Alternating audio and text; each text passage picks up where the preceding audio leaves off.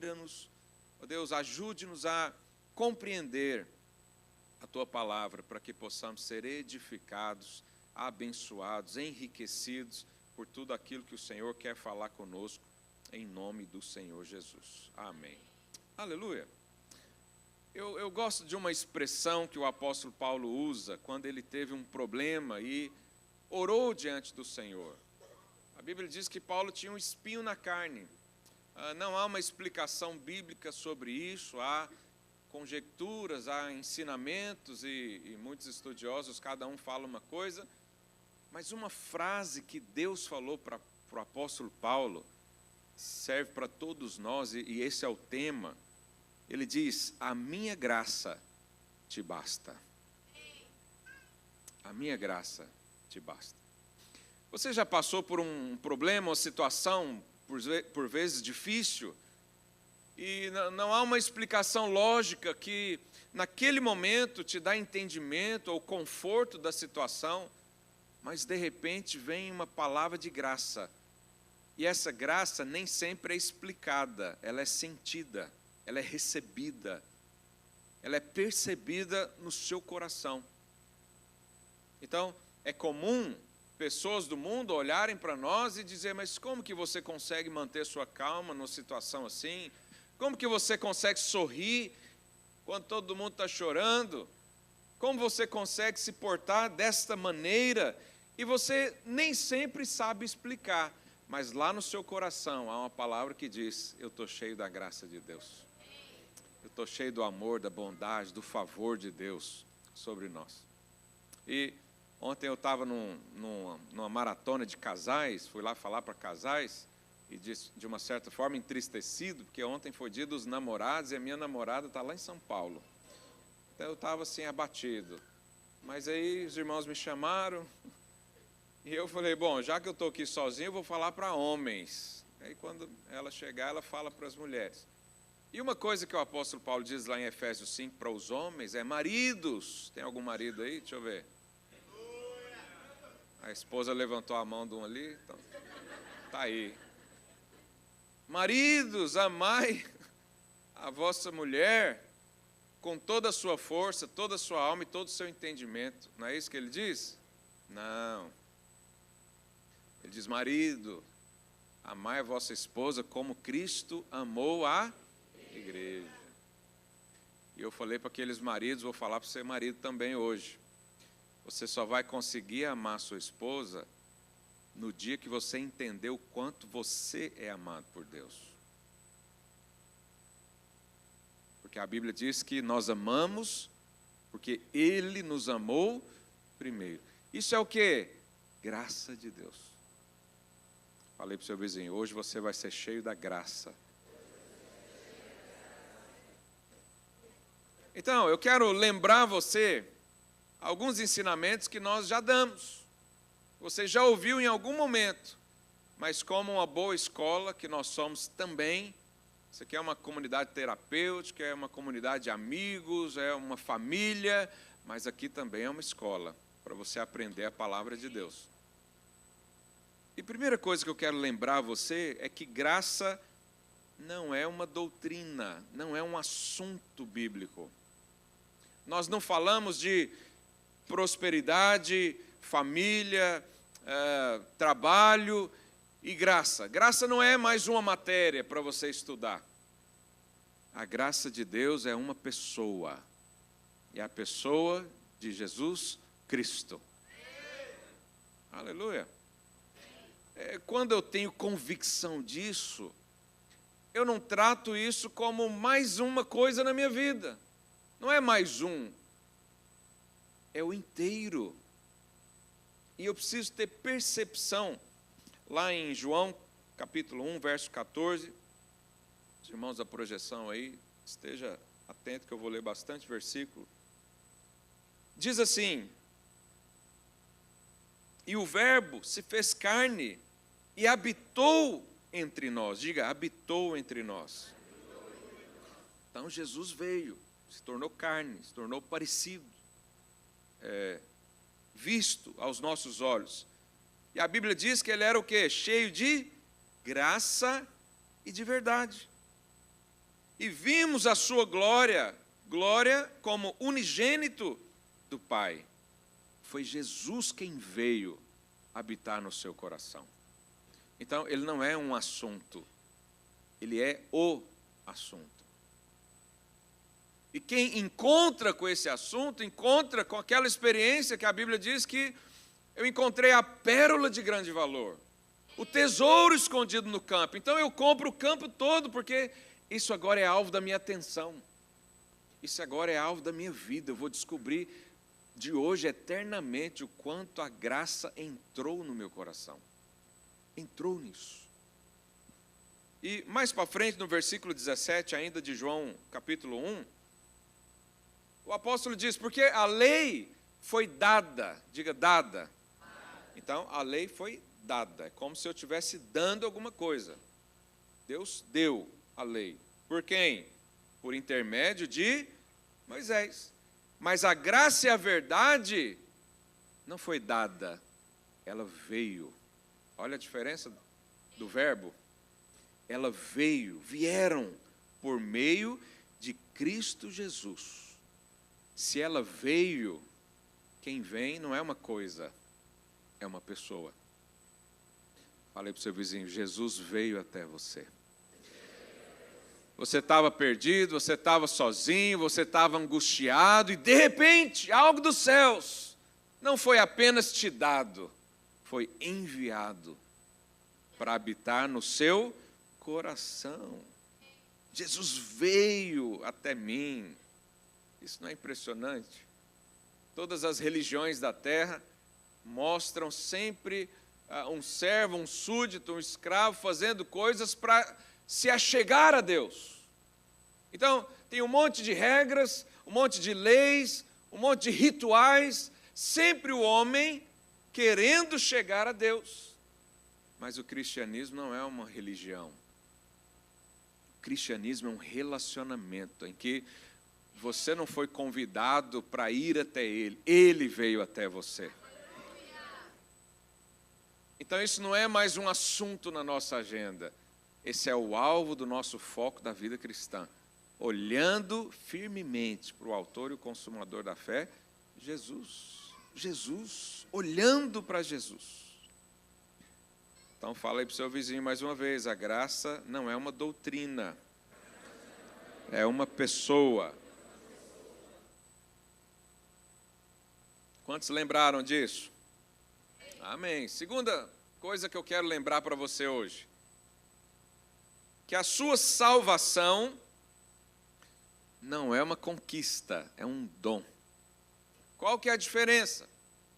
Quando eu era mais jovenzinho, eu fui ensinado dessa maneira lá atrás, e eu pensava que a salvação era, imagina uma maratona, onde o cristão começa lá atrás, então ele começa a sua vida com o Senhor. Então ele aprende do Senhor, ele recebe bênçãos, mas ele também é ensinado sobre a lei. E a lei é tudo aquilo que o homem faz para ter uma recompensa. A lei você faz para receber algo. Então, na minha cabeça, naquela época, isso há mais de 25 anos atrás, eu achava que a salvação era um prêmio final, uma conquista final, de que eu ia trilhar o meu caminho com o Senhor, e tinha provações, e tinham problemas, tinham tribulações, e tinha o mal, e eu tinha que, igual Jó, desviar-me do mal, e lá na frente, lá no final, aí eu, dependendo da minha circunstância, do meu comportamento, daquilo que eu fiz, eu deixei de fazer, aí dependendo disso, o Senhor então abriria a porta e falou, agora pode vir, passou no teste. Eu achava assim, eu pensava assim, mas eu entendi que a salvação, ela é um dom, é um presente, que o Senhor não vai te dar lá no final. Lá no final tem galardão, é outra coisa, é outro assunto, outro dia. Mas a salvação você recebeu aqui, ó, no tiro de largada. Deus já falou, está salvo, toma. Está justificado, está perdoado, está santificado. E agora eu corro a carreira cristã não para ganhar alguma coisa. Aliás, eu vou ganhar galardão, mas não para lá na frente ser salvo. Eu corro porque eu já fui salvo. E agora eu tenho um caminho. Jesus falou, eu sou o caminho. Eu estou andando no caminho de quem? De Cristo. E é tão importante você entender isso, porque a Bíblia diz que o reino de Deus é justiça e paz e alegria no Espírito. Como é que alguém não tem certeza, não sabe da sua salvação, vai ser feliz? Eu já discuti bastante com pessoas que às vezes vão lá à porta bater e falar algumas coisas diferentes da que eu acredito. E hoje eu não discuto mais, mas naquela época eu era jovenzinho, gostava de fazer isso. E vinha lá a pessoa falando da salvação. E a pergunta clássica era, você tem certeza do que vai acontecer com você, se os seus olhos fecharem agora? Quando a pessoa pergunta assim, você já fica preocupado. Você fala, peraí, como é que é isso? Há pessoas que não têm convicção do dom que recebeu de quem? De Deus. Elas ainda acham que a salvação é mérito. Se você acha que a salvação é mérito, todos os dias você vai ter uma confusão tremenda. Porque você acorda dizendo, e hoje, será que eu sou salvo? Aí alguém te ensinou o seguinte, tem um anjo que escreve o nome no livro da vida. Mas se você pecar, ele mesmo tira. Então o anjo fica lá no céu, põe o nome. Fulano olhou para a mulher na rua, tira o nome. Tropeçou, falou Jesus sem precisar, tira o nome de novo. Foi para a igreja, tomou ceia, arrependeu, escreve o nome. Haja borracha e...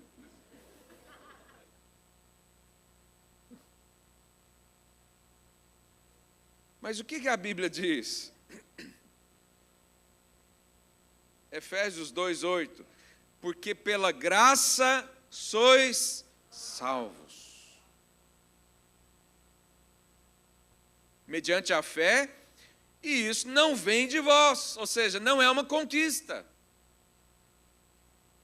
Não é uma recompensa. Recompensa é galardão, é outra coisa. Recompensa é posição. Salvação é estar lá.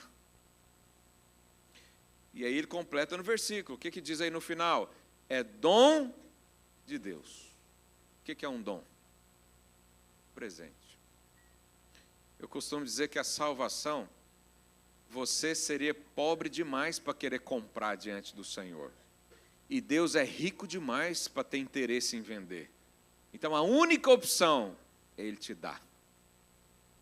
E como é que você recebe? Pela fé. O apóstolo Paulo, certa vez, respondeu, lá em Atos 16, o carcereiro perguntou, Senhores, que devo fazer para que seja salvo? Atos 16:30.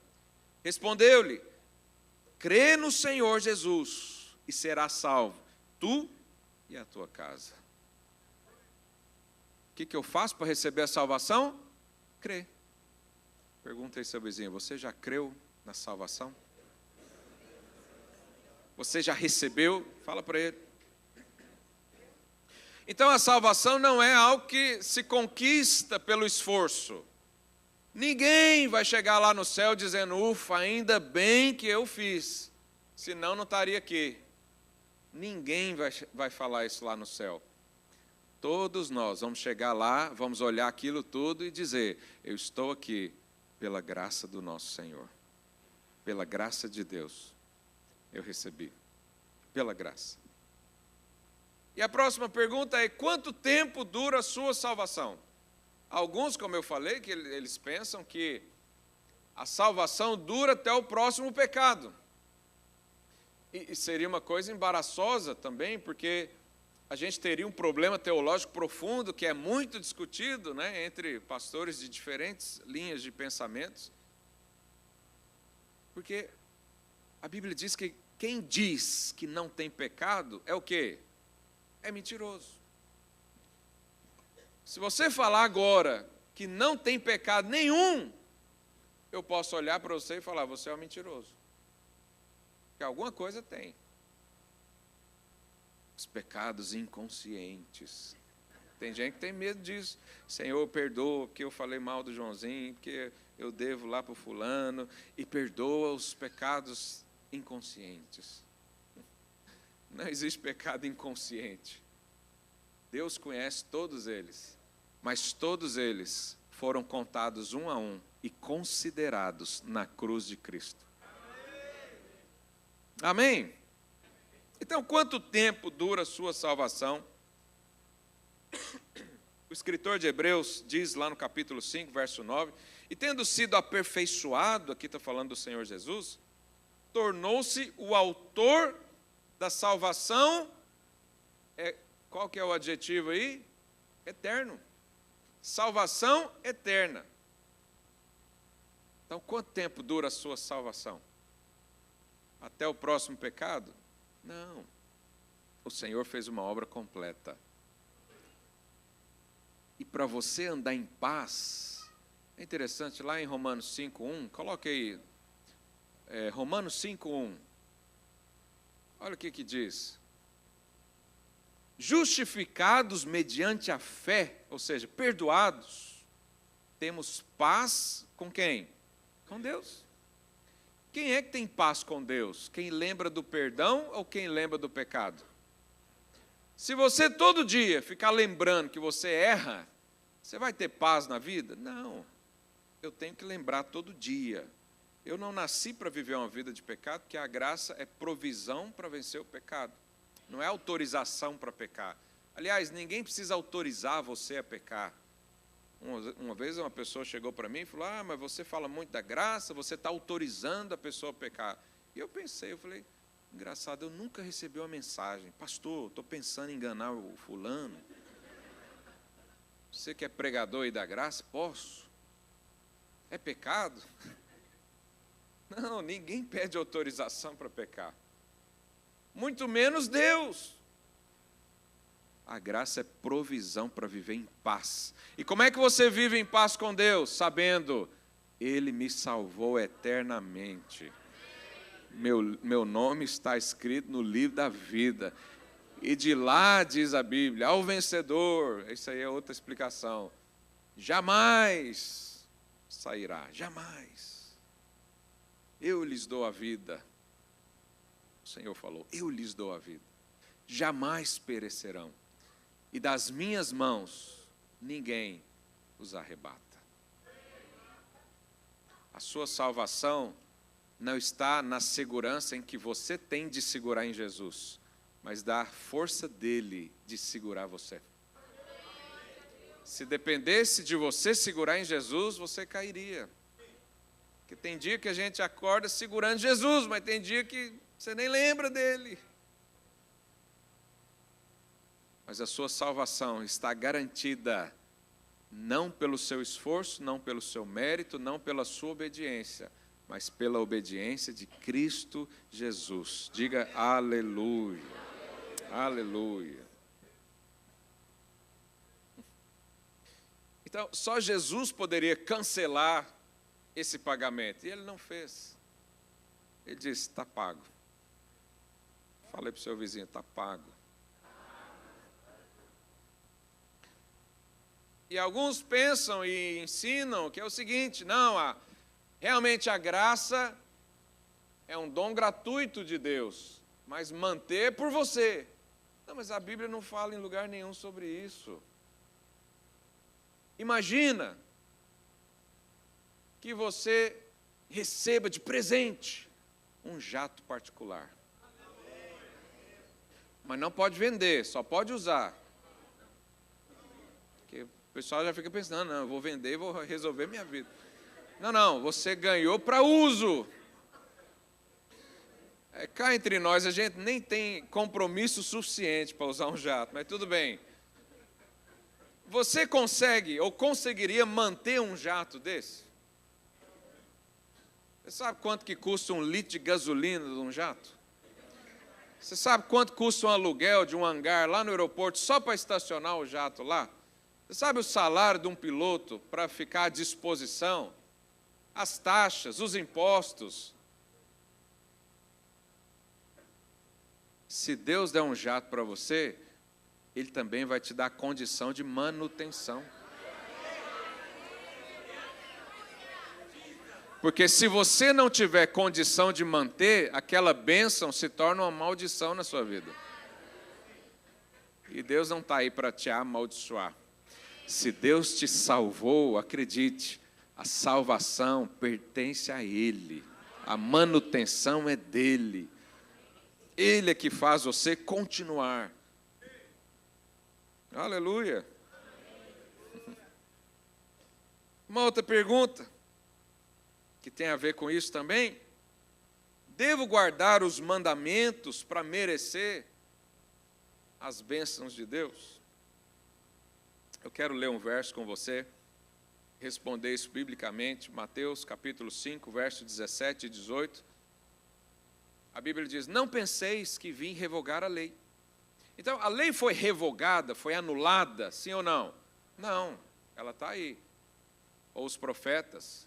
Não vim para revogar, vim para cumprir. Porque em verdade vos digo, até que o céu e a terra passem, nem um i ou um tio jamais passará da lei, até que tudo se cumpra. Então Jesus falou, a lei não vai ser cancelada. Mas quem é que vai cumprir de fato a lei? Até aqui, algum homem tinha cumprido a lei, assim, perfeitamente, completamente, o tempo todo? Não. A Bíblia diz que o Senhor procurou um justo. Achou quantos? Nenhum. Se ele procurar hoje, vai achar quantos também? Segundo a sua força, a sua capacidade. Será que Deus, ao olhar cada um de nós aqui, incluindo eu, Ele vai achar alguém que cumpre 100% a lei? E a lei não é os 10 mandamentos. Os 10 mandamentos é um resumo de 613 mandamentos, ordenanças e rituais que o judeu deve cumprir praticamente diariamente. Mas Jesus está falando, eu vim cumprir a lei. E nós precisamos entender isso. Nós precisamos entender isso. Que a lei serviu um tempo. Mas nós estamos debaixo de uma nova aliança. E nessa nova aliança, o que aconteceu? O que nós chamamos de a troca do Calvário. O que foi a troca do Calvário? O sacrifício substitutivo de Cristo. Ele morreu em nosso lugar. Mas não foi só isso. Ele também cumpriu toda a lei em nosso lugar. Ele cumpriu. Então a pergunta é, a lei foi abolida? Não. Mas Jesus cumpriu a lei? Sim. E aí, você entendendo isso, vou pôr um outro versículo para complementar e você vai entender esse raciocínio. Gálatas 2, 19 e 20. Porque eu, mediante a própria lei, morri para a lei, a fim de viver para Deus. Estou crucificado com quem? Com Cristo. E aí no verso 20, a Bíblia diz, logo, já não sou eu quem vive, mas Cristo vive em mim. Agora presta atenção na conclusão do raciocínio. A lei foi abolida? Jesus cumpriu a lei? Jesus cumpriu a lei e veio habitar dentro de nós. O que o apóstolo Paulo está dizendo? Eu não sou eu mais agora quem cumpre essa lei. Aquele que cumpriu a lei está agora dentro de mim. Então eu estou debaixo da lei? Não, porque Jesus cumpriu a lei. Eu preciso, então, no meu relacionamento com Deus, eu preciso cumprir a lei para receber alguma coisa dele? Não, por quê? Porque Cristo já cumpriu e Ele está aqui dentro de mim. Quando Deus olha para você, Ele não enxerga mais o velho homem, aquela velha criatura, a velha natureza. Ele enxerga agora um ser justificado, glorificado, santo como Cristo é. Porque você foi revestido de Cristo. O sangue derramou naquela cruz e cobriu você. Então, quando Deus olha para você hoje, Ele não enxerga o seu comportamento, mas o comportamento daquele que te representa. E aquele que te representa cumpre toda a lei. Por isso você pode receber a bênção de Abraão. Por causa de Cristo. A Bíblia diz que Abraão creu e isso lhe foi imputado para a justiça. Abraão não teve que se auto-justificar, porque Abraão veio antes da lei. Não tinha lei naquela época, não tinha lei para Abraão. O que Abraão fez? Deus apareceu para ele e falou: eu quero te abençoar, rapaz. O que Abraão fez? Eu quero essa bênção.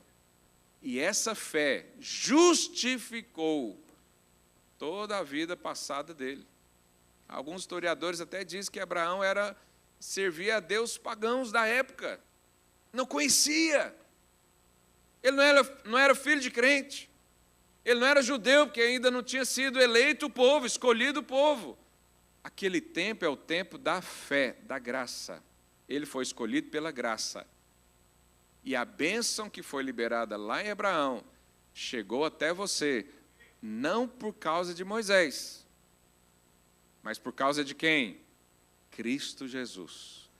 Cristo em nós, a esperança da glória. Tem Cristo aí no seu coração? Tem Cristo aí dentro de você?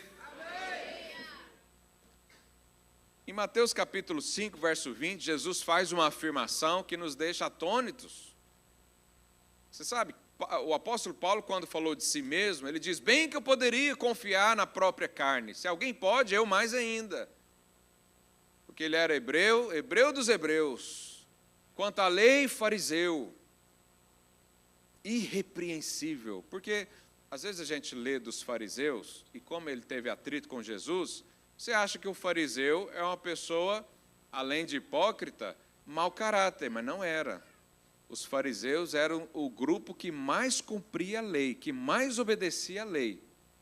E aí, certa vez, Jesus vem e diz, olha lá, Mateus 5:20, porque eu vos digo, se a sua justiça, ou seja, se a sua obediência, se o seu comportamento não exceder em muito dos escribas e fariseus, jamais entrarei no reino dos céus. Então vamos colocar um fariseu aqui. Se tiver um fariseu aqui, pode ter certeza, ele cumpre muito mais a lei do que você, muito mais. Mas Jesus falou, para entrar no reino, tem que estar muito acima de um fariseu. Quem é que está muito acima de um fariseu? Jesus. E ele está dentro de você. Ele está dentro de você. É a única maneira de eu entrar no reino. Fala aí para o seu vizinho, lá no céu, só entra gente perfeita. E aí, você vai entrar?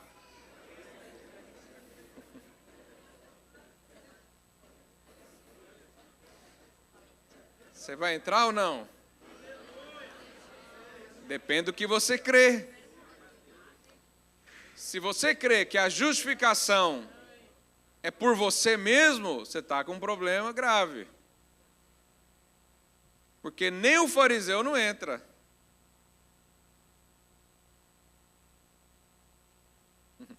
Jesus, falando de João Batista, ele diz, olha, dos nascidos de mulher, não tem ninguém maior que João Batista. Ninguém. João Batista era o cara. Maior que todo mundo aí. Mas ele fala, o menor do reino dos céus é maior do que ele. Qual que era a diferença do menor do reino dos céus com João Batista, que foi o maior profeta que já passou pela face da terra? Segundo o próprio Jesus. É que o menor no reino dos céus foi vivificado por Cristo. E João Batista encerra os profetas da velha aliança. Mas e aí, você entra no céu ou não? Lá é só gente perfeita. Falei para o seu vizinho, a perfeição está em Cristo. E Cristo está em você. Por isso o seu nome está escrito no livro da vida. Por isso, aquele dia, Ele vai falar, venha, entra, aqui é o seu lugar, que você já está lá.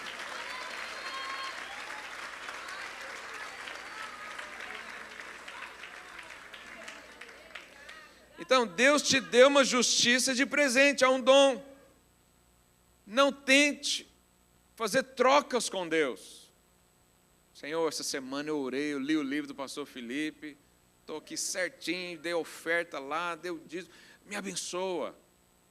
Então, quando você chega diante de Deus pedindo uma bênção por causa do seu esforço, Deus aceita isso? Sim, mas Ele diz, então vamos ver se realmente você merece. Aí Ele fala, não, mas uma vez um ator famoso lá no Brasil, perguntaram para ele, ô fulano, você acha que vai para o céu? Ele falou, claro que eu vou. E a pessoa perguntou, mas por quê? Ele disse, porque a minha medida de bondade é maior do que a maldade. Então eu faço mais o bem do que o mal. Eu faço o mal, mas eu faço mais o bem do que o mal. Tem crente que pensa assim também. Não, pastor, eu peco, eu erro, mas eu vou mais na célula do que no outro lugar lá.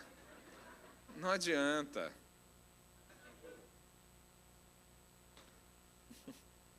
Oh, Deus. Deus não está esperando troca. Está esperando fé para te abençoar. Você não pode trocar com Deus.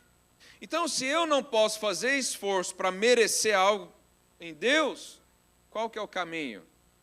Senhor, eu não mereço, mas eu creio no Deus que justifica o ímpio. Olha que coisa, essa frase tem uma profundidade tão grande, o Deus que justifica o ímpio.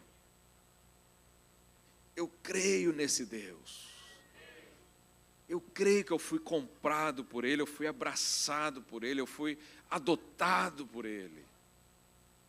Não tem nada a ver comigo, tem tudo a ver com Ele. Tem tudo a ver com Ele, a obra dEle. Lá em Hebreus 10, 16, o escritor de Hebreus, falando sobre a nova aliança, ele diz, isso aqui são palavras do profeta Jeremias, que falou isso lá atrás. Essa é a aliança que farei com eles. Quem são eles aqui? O povo de Deus. Depois daqueles dias aqui está falando do quê? Do tempo da velha aliança. Então, depois da velha aliança, depois daqueles dias, vou fazer uma nova aliança, diz o Senhor. Qual que é a aliança que o Senhor faz? Porei no seu coração as minhas leis e sobre a sua mente as inscreverei. Você é capaz de fazer isso? Não. Você é capaz de colocar a Bíblia inteira aí na sua mente, saber de cor tudo? Não. Você é capaz de cumprir e viver o que está aqui na lei pelo seu esforço? Não, eu vou viver, vou fazer isso. 2026, estou cheio de alvo. Agora vai, agora larga esse vício, agora larga esse pecado, porque eu vou fazer. Alguém já se cansou disso? Ergue a mão, deixa eu ver se deixa eu sozinho aqui não. É impossível. Mas quando Cristo entra, tudo muda. O que era lei agora é consequência. O que era obrigação agora é consequência. Por que você não mata alguém? Eu espero que ninguém aqui faça isso. Por que você não mata? Você acorda todo dia dizendo, não matarás, não matarás. Ô líder, me ajuda, ora comigo, que eu estou à vontade de matar alguém. Não, você simplesmente não mata. Por quê? Porque você não quer. Você entendeu como Deus nos coloca acima da lei? Então eu não preciso meditar todo dia que eu não preciso matar. Porque Cristo em mim produz tanto amor que eu sou capaz de amar aquele linguarudo que fala mal de mim. Então eu estou longe de pensar em matar. Estou longe disso. E quem é que fez isso? O meu esforço lendo a lei, lendo uma regra de pode ou não pode? Não, é o amor de Deus derramado em nossos corações. Então, é assim que eu vivo agora com o Senhor. Voltando lá para o texto de Hebreus. Então, essa é a aliança que farei com eles depois daqueles dias, diz o Senhor, porei no seu coração as minhas leis e sobre a sua mente as inscrevereis. Acrescenta, verso 17. Também, de nenhum modo, me lembrarei dos seus pecados e das suas iniquidades para sempre. Para sempre. Se você tivesse revelação disso, você dava um salto aí na sua cadeira, você jogava a sua cadeira para cima, não faça isso não, de felicidade. Deus está dizendo o seguinte, eu não me lembro do seu erro, não me lembro do seu pecado. Por quê? Porque Deus tem uma amnésia santa?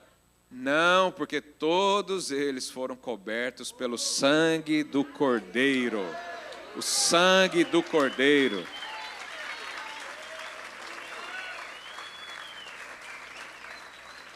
Então, se Deus não se lembra mais do meu pecado, eu tenho que chegar então diariamente diante de Deus para falar de pecado? Não, porque Ele não se lembra. Ah, pastor, mas não convém eu me arrepender e confessar o meu pecado? Sim, mas não é para chamar a atenção de Deus, para Deus olhar para você e falar, ah, então você se arrependeu? Agora eu vou te dar alguma coisa. Não, Ele já te deu quando você era pecador. Ele te deu a salvação quando você era pecador. A salvação é o maior dom de todos.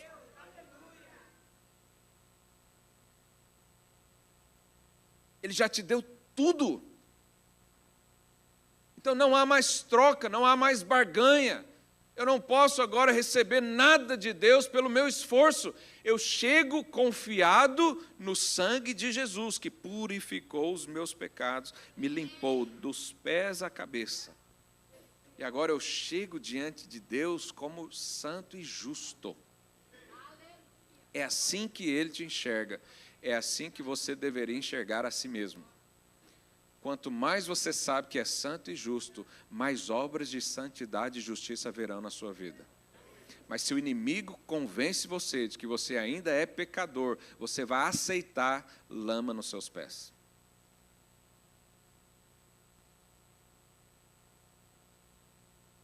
Ah, pastor, então, você sabe, o apóstolo Paulo naquela época sofreu muitas críticas também. Quando ele diz que onde abundou o pecado, superabundou o quê?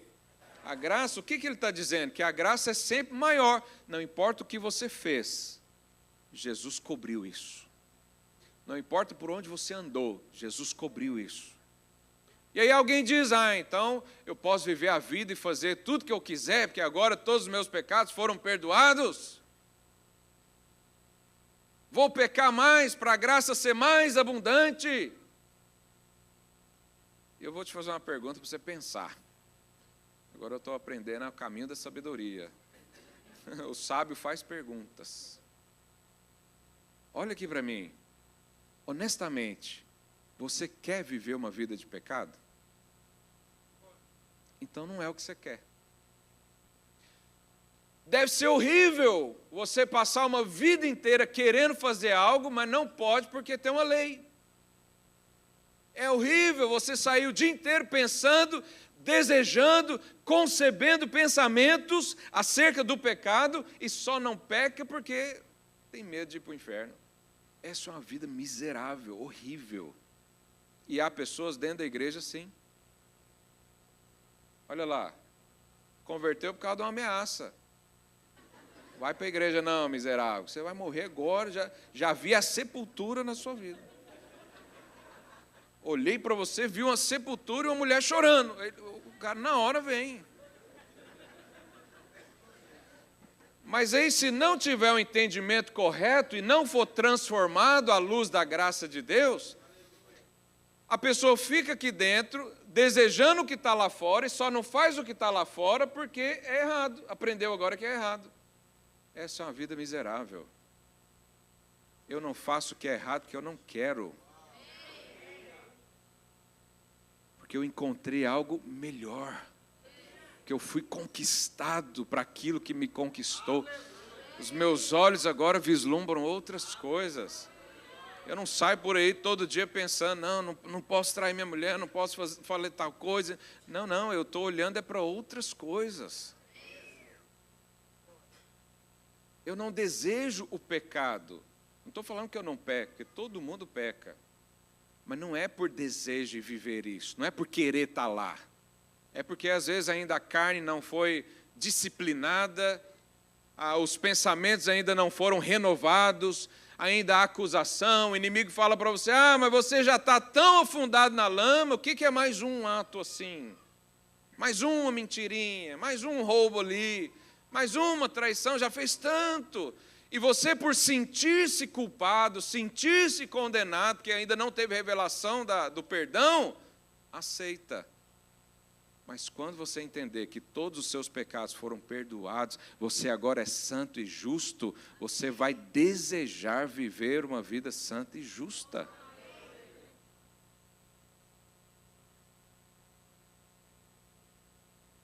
Então o pecado não é o seu lugar. Imagina você, mulher, compra um vestido branco. Aleluia. Tem mulher que só usa o vestido branco no casamento, né? Mas existem mais ocasiões, você pode usar também. Você compra o vestido para sujar ele? Não. E se sujar? Limpa. Você compra para mantê-lo branco. A justificação e a santificação é da mesma maneira. Eu me tornei santo e justo como o Senhor é. O meu objetivo não é mais o pecado. O objetivo agora é fazer aquilo que Cristo faz. É isso que me gera prazer. É isso que me gera satisfação. É isso que preenche as lacunas que antigamente eram preenchidas por outras coisas. Mas e se eu errar, pastor? Eu estou com Jesus, mas e se eu errar? João diz o seguinte, se você errar, filhinho, ele diz, olha, escreva essas coisas para vocês não pecarem. Ele está ensinando. Mas ele diz, se vocês errarem, lembra que vocês têm um advogado. O justo. Quem que é esse advogado? Jesus. Quando você erra, Jesus entra como advogado. O que o advogado diz? Esse pecado já foi perdoado. E aquele outro foi também. E o de amanhã também foi. E aquele que eu nem pensei ainda, foi perdoado também. Por quê? Porque todos os pecados foram perdoados pelo Senhor Jesus. Nós temos às vezes dificuldade em entender isso, mas vamos fazer um raciocínio bíblico, para a gente entender melhor essa questão da justificação pela fé. Todos aqui entendem que você é pecador, sim ou não? Por que você é pecador?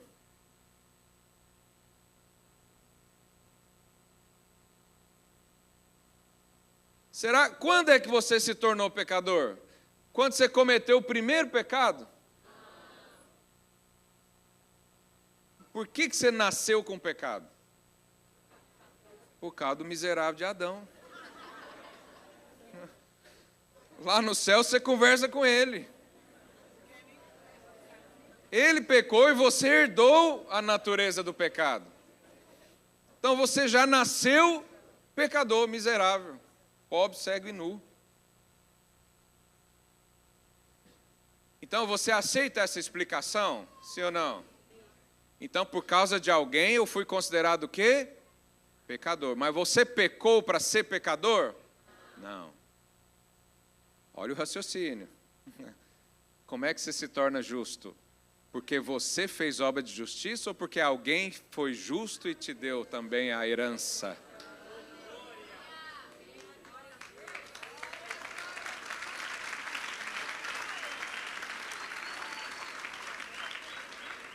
Se você se considerar pecador por causa de um homem, você também pode se considerar justo por causa de outro homem. A Bíblia diz, tem o primeiro Adão e tem o segundo Adão. Quem é o segundo Adão? Jesus. Mas vamos ler isso na Bíblia, para você não achar que é palavra minha. Romanos 5,19. Romanos 5,19, o que diz? Alô? Porque, como pela desobediência de um só homem, muitos se tornaram pecadores, assim também, por meio da obediência de um só, muitos se tornarão justos.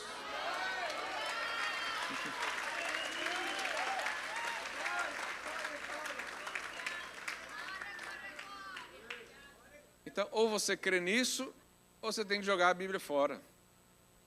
Não, eu creio que eu sou pecador. Então, como é que você virou pecador? Por causa de Adão. Mas eu não creio que eu posso virar justo por causa de Jesus. Então, a sua teologia tem algum problema. Está escrito, não precisa de entendimento. Está escrito aí, ó. Lê, olha lá. Mas muitas pessoas têm dificuldade para explicar isso aqui. Bom, meu intuito aqui não é criticar outras coisas, mas aqui a gente ensina dessa maneira. E se você tem paz em ficar aqui e ouvir dessa maneira, fica aqui. Mas se você crê diferente, não tem problema, mas você não vai ouvir outras coisas diferentes aqui. 2 Coríntios, estou já indo para o final, 2 Coríntios capítulo 10, olha o que a Bíblia diz. Porque as armas da nossa milícia, verso 4. Porque as armas da nossa milícia não são carnais, e sim poderosas em Deus, para destruir fortalezas, anulando nós o quê? Sofisma. O que é um sofisma? É uma mentira muito bem contada, parece verdade. Então aqui está dizendo, a nossa luta, sua luta diária, não é coisa carnal, não é contra pessoas, não é sentimentos, é sofisma, são informações. Põe no verso seguinte. E toda altivez, anulando nós sofismas e anulando também toda altivez que se levanta contra o conhecimento de Deus, levando cativo todo pensamento ao quê? A obediência de Cristo. O que é a obediência de Cristo? É a obra da salvação, é a obra do Calvário. O versículo está dizendo o seguinte, você tem que filtrar os pensamentos na sua mente, o que você aceita como verdadeiro. Se for compatível com a obediência de Cristo na cruz, porque Jesus, ele teve uma morte de cruz em obediência, obedeceu até a morte, diz a palavra. Se os seus pensamentos são compatíveis com essa obra da cruz, então você aceita. E se não for, se vier um pensamento, um sentimento que você não é amado por Deus, esse sentimento, colocando com a obediência de Cristo lá na cruz, ele é verdadeiro? Não. Porque a Bíblia diz que o Senhor prova o amor pelo fato de ter Cristo morrido por nós, sendo nós ainda pecadores. Então esse sentimento, esse pensamento é verdadeiro? Não. Então o que eu faço? Jogo fora, ignoro, finge que eu não ouvi. Você pode estar onde for, o salmista já aprendeu isso lá atrás. Ainda que eu ande pelo vale da sombra da morte. Irmãos, o vale já é ruim estar no vale. Na sombra, pior ainda. Mas no vale da sombra da morte, o que você está fazendo lá? Isso aí é uma outra pregação, a gente explica. Mas definitivamente esse não é o nosso lugar, quem concorda? Mas o salmista diz, ainda que isso aconteça, não temerei mal algum. Por quê? Porque Cristo está comigo. Essa é a nossa guerra diária. Isso é julgar o pensamento cativo à obediência de Cristo. Quantos já conseguem fazer isso? Se você não consegue, aí pede ajuda. No juramento aqui, o irmão estava falando, olha, eu vou aprender com os meus líderes. Não é que você vai seguir um homem, obedecer um homem natural. Não, você vai aprender a lutar dessa maneira. Renovação da mente. Eu quero o que a palavra de Deus diz. Eu sou o que a Bíblia diz que eu sou. Eu faço o que a Bíblia diz que eu faço. Eu tenho o que a Bíblia diz que eu tenho. Ainda que eu não sinta. Ainda que eu sinta medo. Eu digo, o Senhor é a minha rocha, a minha fortaleza. Nele estou firme. Está essa ventania, está caindo a casa de todo mundo. Aí o que você fala? Caiam 1000 ao meu lado, 10.000 à minha direita. Eu não serei atingido. Por quê? Você é melhor que alguém? Não, porque eu tenho um Deus que me ama. Esses dias eu tive que declarar esse versículo. Minha sogra veio passar um dia aqui com a gente, me ajudar com as crianças. E eu falei, vou levar ela para conhecer lá a Serra da Estrela. Vamos lá para a neve. Aí eu olhei, previsão, sensação, -7. Eu falei, é essa mesmo. Já que é neve, vamos entrar de cabeça na neve. Irmãos, o carro não subia. Aí a gente teve que esperar aquele caminhão passar lá, aquela pá, tirar tudo. Aí eu fui atrás dele. Aí chegando lá no hotel, o carro não entrava no estacionamento. E eu falando, Jesus, me ajuda. Não posso ficar aqui no meio da estrada, minha sogra, meus filhos, tudo aqui. Aí conseguimos entrar lá. Um carro saiu, eu entrei na trilha que ele fez, assim. Irmãos, deu um vento de 130 km por hora lá naquela noite. E eu, para ter uma experiência mais bonita com as crianças, eu aluguei um chalé de madeira. Eu devia ter ficado no hotel que era de pedra, mas não, fiquei num chalé de madeira.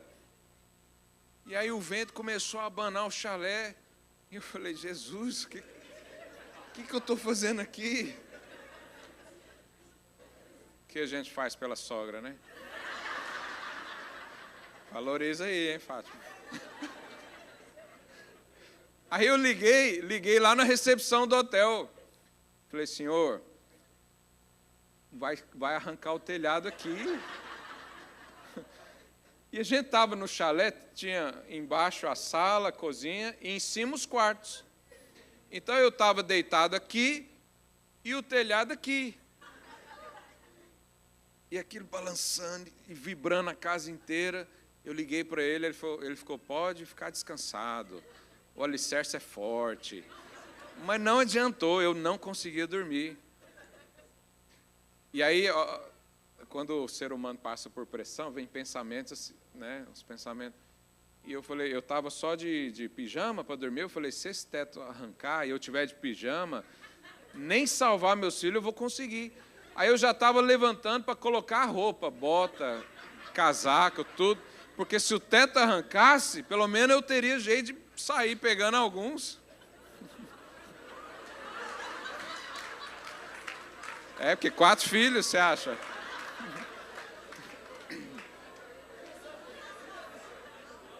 Não, a sogra por último. Não.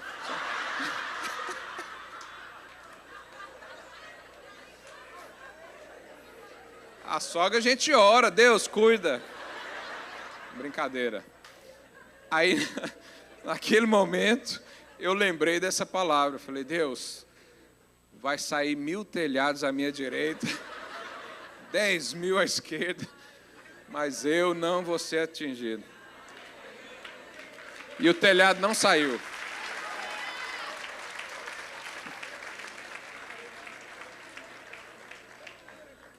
Oh, Deus, aleluia.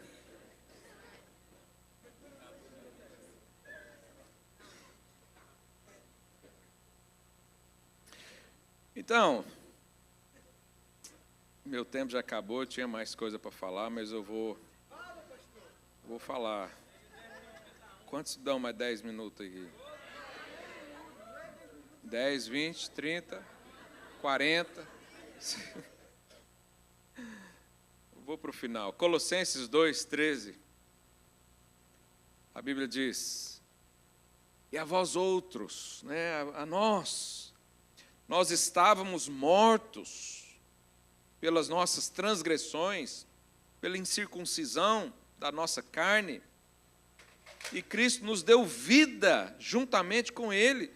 perdoando quantos delitos? Todos. Tendo cancelado o escrito de dívida, que era contra nós e constava de ordenanças, a qual nos era prejudicial. Mas o que o Senhor fez? Palavra final aí. Removeu inteiramente, cravando na cruz. Você precisa ter certeza de que a sua dívida com Deus foi totalmente paga. Não foi parcialmente. Você não foi perdoado daqueles pecados que você, com a sua vasta conhecimento e sabedoria, confessou e renegou. Não, Deus pagou todos. Todos. Às vezes nós temos a tendência de pensar isso. Não, Deus então pagou por aqueles pecados que eu me arrependi. Não, Ele pagou por todos. Quando você chega diante de Deus, Ele enxerga alguém justo. Justo. É óbvio que você tem erro e quanto mais conhecimento, menos erros. Mas Ele olha para você como alguém justo, não há mais dívida. Por que às vezes você chega num culto como esse e o seu coração quer receber algo de Deus, mas a sua mente diz, você não pode. Você é incapaz de receber bênção do Senhor. Você é improvável, e é mesmo. Mas Ele nos dá porque Ele quer. Você pode sentir às vezes um peso, e isso a Bíblia chama de condenação. Isso é ruim para você. E esse texto vem para justamente tirar isso. Não há mais nada para ser pago da sua parte. Porque Jesus já fez tudo, Ele não fez parcialmente. Você não é parcialmente perdoado, parcialmente justificado. Você não precisa de Jesus mais sacrifícios, Jesus mais penitências, Jesus mais coisas a fazer. Você só precisa de Cristo. Ele fez tudo. Ele fez tudo. E agora o que eu vou fazer? Vou viver com Ele. Sem condenação. Se você achar que ainda precisa cumprir um rito sacrificial, se você achar que ainda tem que fazer, porque ainda acha que está devendo algo para Deus, você está sendo roubado pelo inimigo. Porque quem te acusa não é o Espírito Santo. Quem te acusa é o maligno. Tudo que Jesus fez pelas pessoas foi sem exigências. Preste atenção nisso. Zaqueu, um cobrador de impostos, provavelmente muito corrupto. Deus não falou, Zaqueu, desce aí, resolve a sua vida, quando você resolver, me chama que eu vou lá na sua casa. Quando você for batizado, fizer o curso de maturidade no Espírito e o CTL, me chama lá na sua casa que eu vou ter com você. Ele não falou isso. Ele falou, desce que eu vou agora. Aquele servo do centurião romano, a Bíblia nem menciona se ele acreditava ou não em Jesus. O centurião romano falou, Jesus, eu entendo de autoridade. Apenas diga, apenas fala, e ele vai ser curado. Ele foi curado sem conhecimento nenhum. Ninguém, Jesus exigiu nada. A mulher junto ao poço de Samaria já teve 5 maridos e está amaziada com outro. O que Jesus falou? Mulher, resolve sua vida aí, que eu estou querendo fazer alguma coisa por você, mas assim está difícil.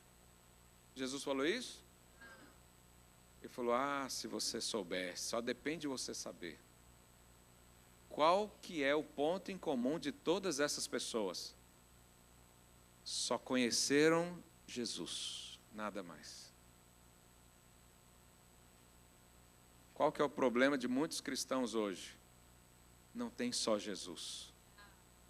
É Jesus mais sacrifício, é Jesus mais oferta, Jesus mais fazer obras. Você só precisa de Jesus. E ele falava, a sua fé te salvou, a sua fé te curou. A sua fé fez com que você desfrutasse da bênção completa de Jesus. Hoje o que você precisa? De Cristo. Os fariseus, os escribas, os doutores da lei, eles se vangloriavam de saber e observar a lei de Deus, mas não tinham interesse nenhum na pessoa de Cristo. O único pecado que condena alguém ao inferno é a incredulidade, é não reconhecer que Ele veio.